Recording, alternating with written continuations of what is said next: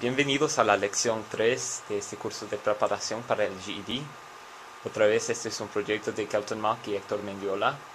En esta lección vamos a hablar sobre los sujetos y los verbos y concordancia entre ellos. Y vamos a usar lo que aprendimos en la lección anterior, la lección 2, para hacer los ejercicios en esta lección. Como introducción, aprendimos en la lección pasada que cuando usamos verbos, tenemos que poner atención al tiempo al que nos estamos refiriendo y al sujeto que corresponde al verbo. En esta lección vamos a aplicar lo aprendido de la conjugación de verbos para editar oraciones en donde el verbo no está de acuerdo con el sujeto. Ok. Subject-verb agreement. Subject-verb agreement significa acuerdo entre verbos y sujetos. Esto quiere decir que en cada oración tenemos que cambiar los verbos para que estén de acuerdo con el número de sujetos que tenemos. Y aquí está un ejemplo. He hoped that the storm will be over soon. He hoped that the storm will be over soon. En esta oración el sujeto es he o él. Entonces sabemos que tenemos nada más un sujeto y que vamos a usar la forma del verbo para la tercera persona singular. Entonces tenemos que ver el verbo, que es hope. Y hope, en este caso, no está en la forma correcta para la tercera persona singular, porque falta la S, que siempre tenemos que poner al fin de los verbos. Bueno, en casi todos los casos, los verbos en tercera persona singular tienen que llevar la S. Entonces vamos a ver la oración correcta.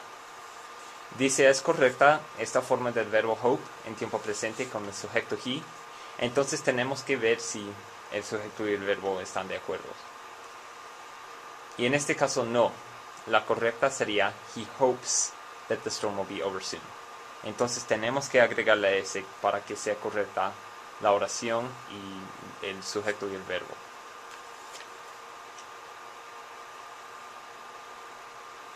Ok, otro ejemplo. We helps them find jobs. We helps them find jobs. Están de acuerdo we y helps. We es el sujeto, que es nosotros. En este caso, estamos trabajando con la primera persona plural y estamos hablando de varias personas.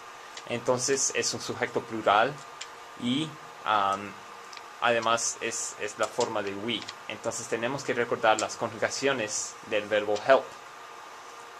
Las conjugaciones del verbo help son I help, you help, he helps, they help, and we help. Entonces, ya que estamos hablando de we, no necesitamos la S. La S es algo otra vez que en la mayoría de los casos solo necesitamos para la tercera persona singular. Y en este caso estamos trabajando con un sujeto plural, que es nosotros. Entonces tenemos que sacar la S para que sea correcta esta oración. No, las correctas serían, dependiendo del contexto.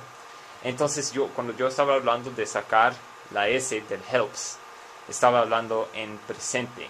Entonces la oración correcta en presente sería we help them find jobs. We help them find jobs. Sin embargo, puede cambiar el verbo al pasado o al futuro también. Y en esos casos, las oraciones correctas serían we helped them find jobs.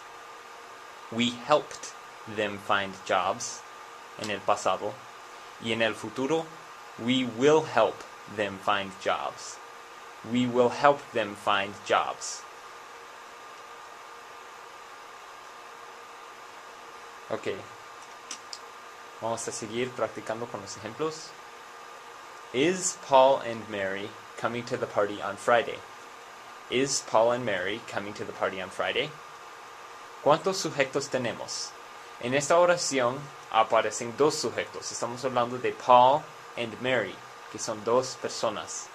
Entonces, aunque cada uno de esos sujetos funcionaría como un sujeto en la tercera persona singular, cuando están juntos ah, los tratamos como un solo sujeto. Entonces, ¿cuál forma del verbo be debemos usar? Ya que estamos hablando de dos personas, tenemos que usar la forma del verbo para un sujeto plural. O, por ejemplo, they o we. They quiere decir ellos. Entonces, en este caso podemos sustituir Paul y Mary por ellos, porque hay más que una persona. Ellos. Entonces, podemos conjugar el verbo según el sujeto ellos. Entonces, ahora tenemos que identificar el verbo. Ya hablé sobre el sujeto, que es Paul y Mary, pero ahora tenemos que ver el verbo. En este caso el verbo es is, que es una conjugación del verbo be. Entonces, ¿cuál es la forma correcta del verbo be para el sujeto plural? En este caso, ya que estamos trabajando con be, tenemos que recordar varias conjugaciones. I am, you are, we are, they are, he or she is. Ya que estamos hablando de varios sujetos o de dos personas, no es de varios sujetos, perdón, es de dos personas, entonces tenemos que usar el verbo plural o el verbo para un sujeto plural. Entonces la forma correcta del verbo be para eso es are. Usamos are. Are Paul and Mary coming to the party on Friday? O are Paul and Mary coming to the party on Friday? Entonces, ya que tenemos dos sujetos, tenemos que usar la forma del verbo para un sujeto plural, porque hay más que uno. Ok, el otro ejemplo dice, is the postman, que en español es cartero, and his son going to deliver letters today? Is the postman and his son going to deliver letters today? En este caso tenemos dos sujetos singulares, entonces es casi el mismo que el ejemplo anterior.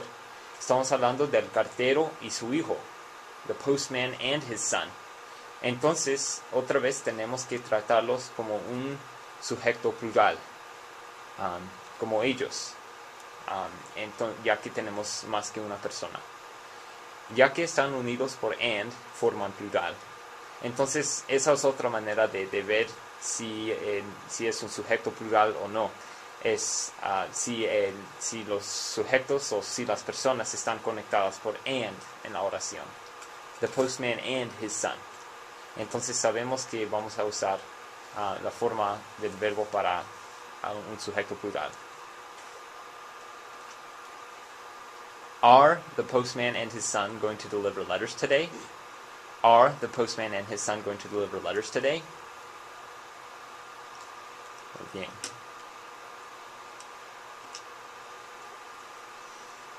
Okay. Jessica and Amy enjoys playing Monopoly. Jessica and Amy enjoys playing Monopoly.